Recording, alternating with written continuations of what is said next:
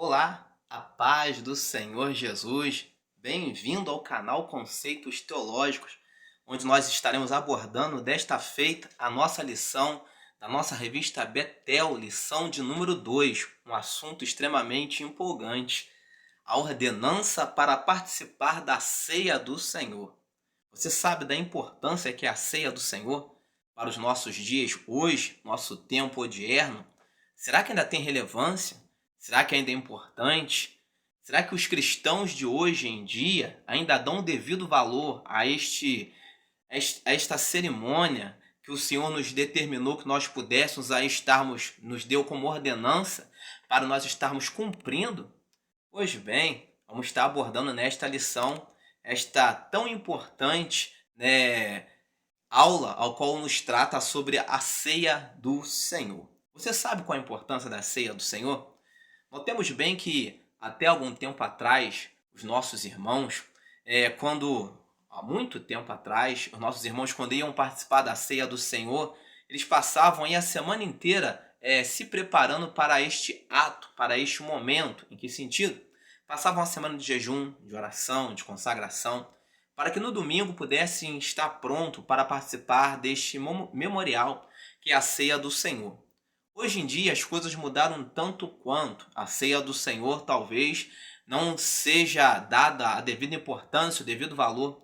Nós vemos que por muitas das vezes o momento da ceia fica exprimido entre os louvores e uma série de outras coisas, programações que há na liturgia do culto, e quando se vai participar da ceia, é coisa de 5, 10 minutos, por vezes já não se dá mais a devida importância a esse ato que o Senhor nos determinou, que nós deveríamos estar seguindo como uma ordenança, um memorial, o que o Senhor nos determinou para estarmos a cumprir. Na verdade, nós brasileiros, temos a tendência a levar tudo na brincadeira. Em que sentido? O político, por vezes, está roubando o país e nós levamos na brincadeira, fazemos piada, fazemos chacota, como se nada estivesse acontecendo. As coisas estão indo mal, de mal a pior, e nós, como bons brasileiros, temos a tendência a dar o jeitinho brasileiro, a empurrar as coisas com a barriga, e tiramos anedota, contamos piada da situação. A situação às vezes é tão adversa que só rindo mesmo para suportar a situação. Mas quando se trata de assuntos espirituais profundos, como o batismo, a ceia do Senhor, como vamos estar estudando nesta lição, dá para empurrar com a barriga? Dá para fazer de qualquer jeito? Dá para se fazer como se fosse uma piada, algo qualquer? Nós vamos estar vendo nesta lição que a ceia do Senhor não é algo simples, ou não é algo que dá para se fazer de qualquer jeito, de qualquer maneira. O amaziado pode tomar ceia do Senhor. O não membro em uma igreja pode tomar ceia do Senhor. Qualquer um pode participar deste ato, que é a ceia do Senhor. Vamos estar vendo. Pois bem, texto áureo está baseado lá no livro de 1 Coríntios, capítulo 11, verso 28, ao qual nos diz: Examine-se, pois, o homem a si mesmo, e assim coma deste pão e beba deste cálice. 1 Coríntios, capítulo 11, versículo 28. Texto de referência, bastante conhecido de todos nós, que lemos na ceia do Senhor. Está baseado em 1 Coríntios, capítulo 11, versos 23, 24, 25 e 26. Vamos estar lendo para melhor compreensão. Porque eu recebi do Senhor o que também vos ensinei, que o Senhor Jesus, na noite que foi traído, tomou o pão e, tendo dado graça, o partiu e disse: Tomai, comei. Este é o meu corpo que é partido por vós. Fazei isto em memória de mim. Semelhantemente, também depois de cear, tomou o cálice, dizendo: Este cálice é um novo testamento no meu sangue. Fazei isso todas as vezes que beberdes em memória de mim. Porque todas as vezes que comerdes este pão e beberdes este cálice, anunciais a morte do Senhor até que venha. Pois bem, qual a importância da ceia do Senhor para os tempos ao qual nós estamos a vivenciar hoje? Qual a importância desta ordenança que o Senhor Jesus Cristo nos determinou? A ceia seria apenas um ritual vazio, sem vida? O que significa a ceia?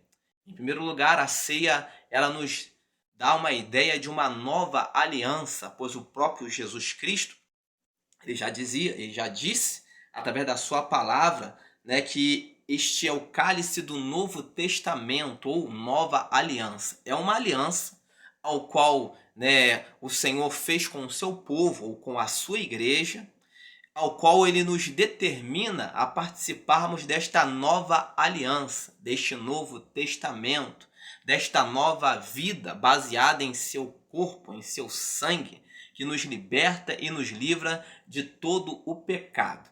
Mas vamos estar trazendo um assunto aqui bastante interessante.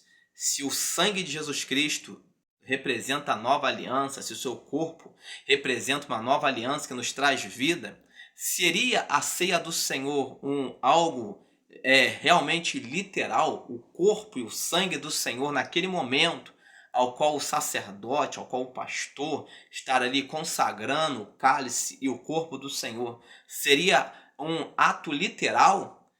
Alguns acreditam na transubstanciação, o que viria a ser isto. Os irmãos católicos acreditam que quando ali o padre, em seu momento de Eucaristia, apresenta a hóstia, e aquele cálice, literalmente se torna o cálice no sangue de Cristo, de forma literal, bem como a hóstia se torna literalmente o corpo de Cristo. Mas a base bíblica para isto, segundo eles têm um entendimento baseado lá no livro de João, capítulo 6, propriamente aí a partir do verso 53, diz que quem não, que deveria comer a sua carne, o seu sangue, quem não assim o fizesse não teria, de certa forma, parte com Cristo. E baseado nesse texto, eles entendem que quando se apresenta a hóstia, quando se apresenta o cálice, o cálice e a hóstia se transformam literalmente no corpo e no sangue do Senhor. Mas nós, como evangélicos protestantes, qual o nosso direcionamento em prol deste assunto? Seria o corpo do Senhor e o sangue do Senhor algo literal? Se transforma mesmo literalmente, ou é apenas uma representação, ou apenas um memorial, ou apenas um ato de lembrança que tem um significado para nós? Para os católicos, acreditam que de fato se transforma no corpo e no sangue do Senhor. Mas nós vamos ter algumas discrepâncias se nós formos tratar assim, porque primeiramente a Bíblia nos diz que o Senhor proíbe beber sangue, beber sangue de qualquer espécie. Seria uma contradição se nós estivéssemos bebendo, o sangue de forma literal de Cristo. Então já caímos sem entrarmos muito no assunto, numa contradição. Quando Cristo ele nos diz que é para nós fazermos isso todas as vezes em memória, é um ato de memorial.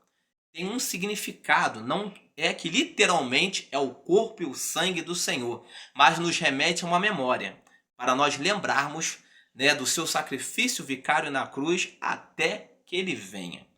Quem deve participar da ceia do Senhor? Isso é algo bastante interessante.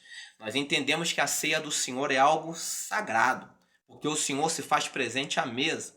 E nós entendemos que a ceia do Senhor foi feita ali para quem estava em comunhão com ele. Alguns vão até usar o termo, mas Judas, ele era um traidor e ele estava no meio. Então, se Judas participou, acreditamos que qualquer pessoa possa participar. Mas não deveria ser assim. Embora Judas participou do ato, do memorial, da ceia do Senhor, Judas, ele andava com Jesus. Judas estava inserido no contexto ao qual Jesus Cristo estava a vivenciar com seus discípulos. Ele simplesmente foi o traidor, mas ele fazia parte de um círculo. Ele era próximo, ele era chegado. Então nós podemos entender, podemos inferir que a ceia é para pessoas que são próximas, chegadas, fazem parte de um círculo, de um meio social ao qual a igreja também faz parte, de uma denominação, de uma igreja. Então nós entendemos que todo aquele que é lavado e remido pelo sangue do Senhor, ele está apto a participar da ceia do Senhor. Todo aquele que aceitou a Jesus Cristo como seu único e suficiente Salvador, ele está apto a participar da ceia do Senhor. Todo aquele que participou do batismo, né, em Águas está apto, porque ele se tornou um membro de uma igreja, a participar da ceia do Senhor. Nesse sentido, né, não é qualquer pessoa que pode participar da ceia do Senhor, mas a ceia para quem está em comunhão com o seu corpo, com o corpo de Cristo. A ceia também requer um autoexame. A palavra